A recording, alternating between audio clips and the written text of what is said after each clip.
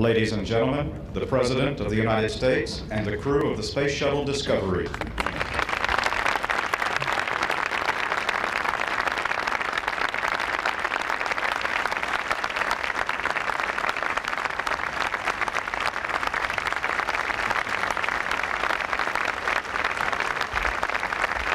Thank you all very much. Please be seated.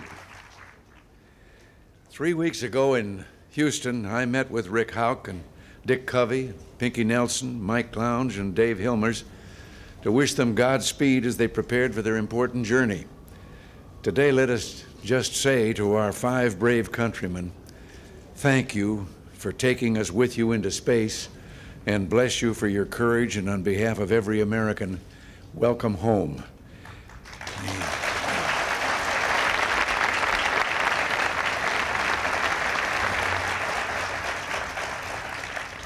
The Vice President was right last night. You are America's heroes. You are his heroes and mine. You're each veterans of the space program, and what you have done for the program and for your country will be long remembered. At a time when it counted, you stepped forward to help return America to space, to once again live the dream, and for all of us to help keep that dream alive. You, the astronauts, and the entire team that made the mission of the Discovery a success deserve the praise of a grateful nation. I also want to salute the engineering and technical crew responsible for the redesign of the space shuttle. It was a job well done. More than 400 design changes were made involving the orbiter, booster rockets, external tank, and engines. With the success of the new shuttle, America is on track for our next major objective, having the space station Freedom orbiting the Earth in the next decade. In the meantime, we're looking forward to deploying the planetary probes Magellan, Galileo, and Ulysses that will visit Venus, Jupiter, and the Sun. The launch of the Hubble Space Telescope, the Hubble, I should say, I put an N in there. The launch of the Hubble Space Telescope will extend our gaze to the far reaches of space. Important national security projects will also be launched, improving our ability to monitor arms control agreements. Our progress on developing the Mach 25 National Aerospace Plane continues.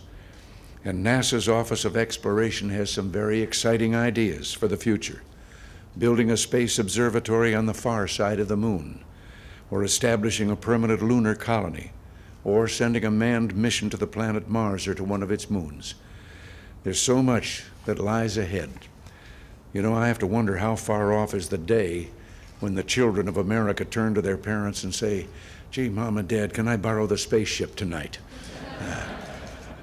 For our young people in particular, I think Mike Lounge said it best. Space is a fun place. That's a message that deserves to be posted in every science classroom in America.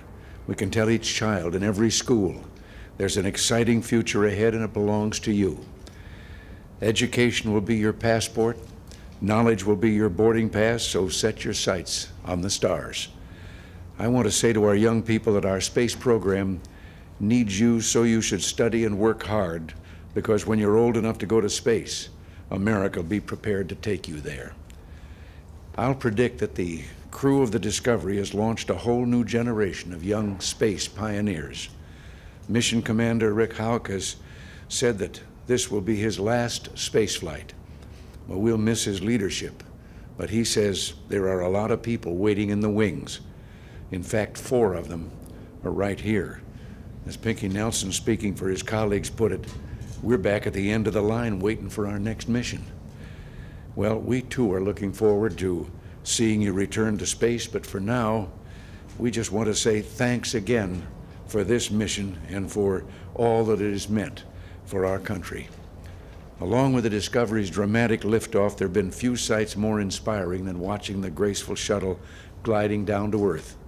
Because in that moment, as 5 Americans returned from the heavens to the Earth, we could see our own future, or at least glimpse the shape of its opening moments, because there's so much more to come. What history is recording today is simply the greatest of beginnings, the opening overture of a symphony in space. Yes, there have been setbacks and tragedy and heroism along the way, and the journey ahead is not for the faint-hearted, it's for the brave. But there are wonders that lie before us, wonders that the human heart has yearned to know since the dawn of time.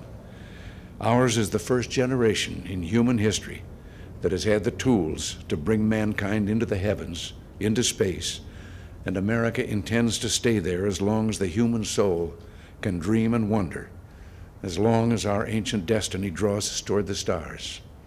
The poet William Butler Yeats described an Irish airman in World War I who became a pilot, not because of the call of, quote, public men nor cheering crowds, but a lonely impulse of delight drove him to this tumult in the clouds. I think that's the way it'll always be. The men and women who blaze the trail, lead us forward through sense of joy, through a lonely impulse of delight. They are the pioneers who seek knowledge and adventure, who lead us beyond the frontier, across great oceans, and who lift us to the clouds, to the heavens, and someday out beyond the stars.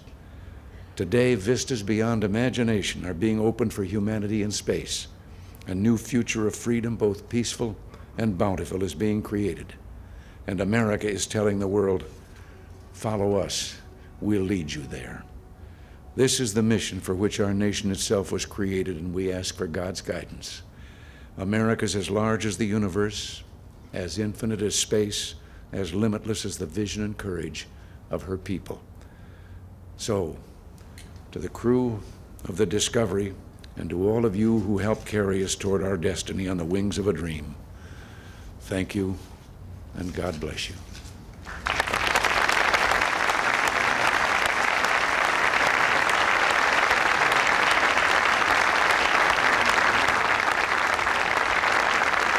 Mr. President, we would like to thank you very much for the privilege of coming to meet with you and for your coming down to Houston to wish us on our way.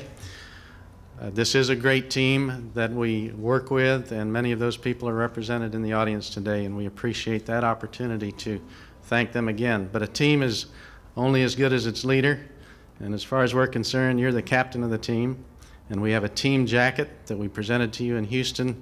We took the patches off of them so we could fly them into space, and we've brought them back to you and would like to present them to you. Thank you.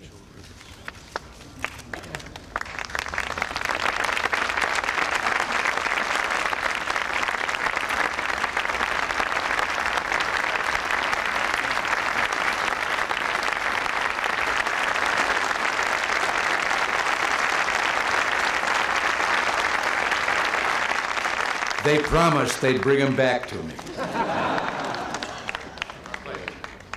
you all very